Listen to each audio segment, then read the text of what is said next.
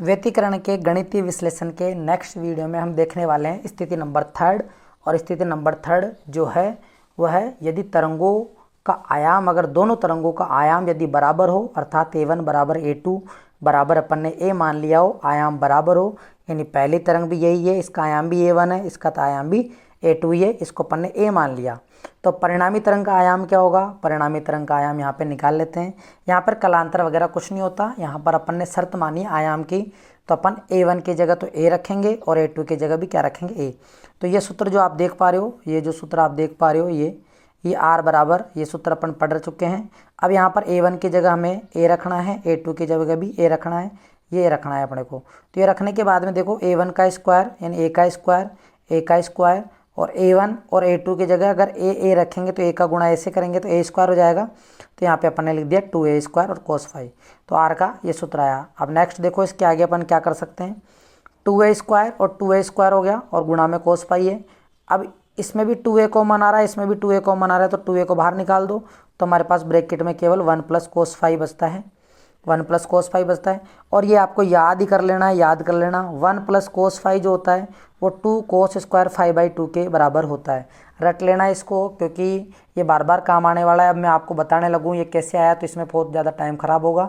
इससे अच्छा है कि आप ये इतना सा छोटा सूत्र 1 प्लस cos फाई मतलब 2 cos स्क्वायर फाई बटा 2, 2 cos स्क्वायर फाई बटा 2 हो जाएगा।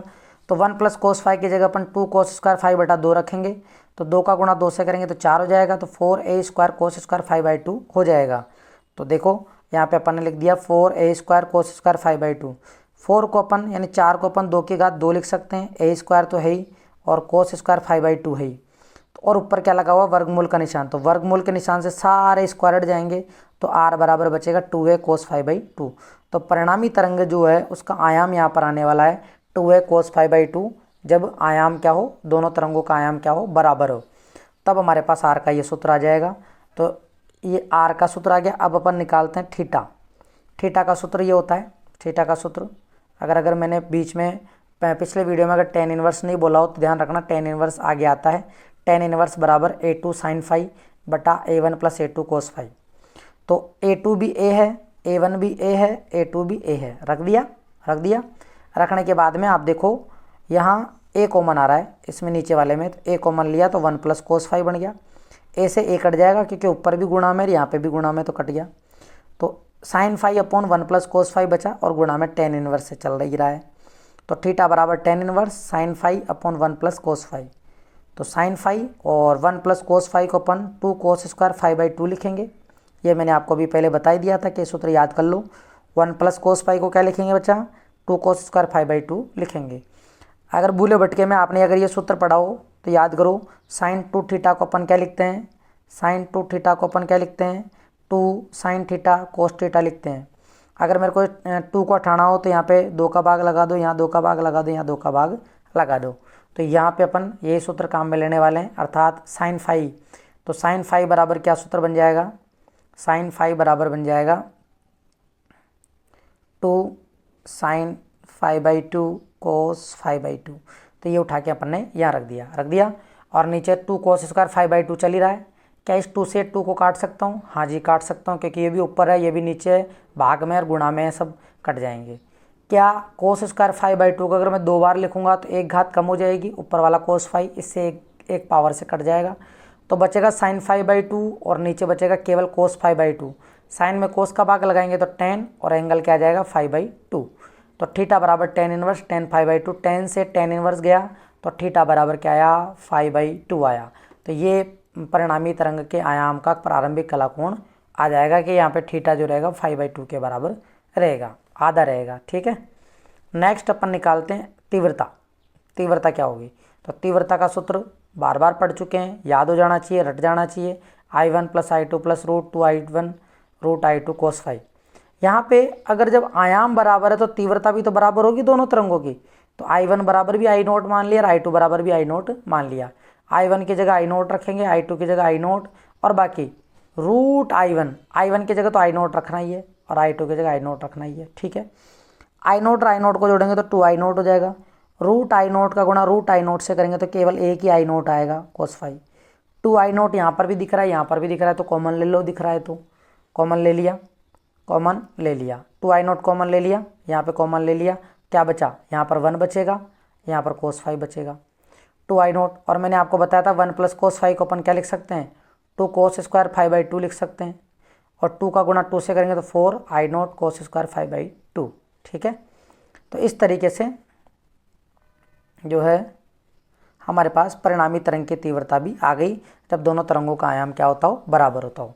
तो क्या सूत्र आया हमारे पास, देखो परिणामी तरंग का आयाम जो आया, r जो आया, जब दोनों तरंगों का आयाम बराबर होता हो तब उसका जो मान आया, r का मान आया वो आया 2a cos फाई बाई 2, और थीटा जो आया है वो आया फाई बाई 2, और जो परिणामी तरंग की तीव्रता आई आई बराबर 4i0 cos square phi by 2। ये सूत्र भी आपको याद होने चाहिए।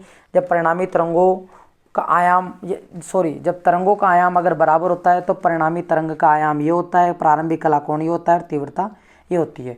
तो तीनों केसों में आपको ये सूत्र याद होना चाहिए।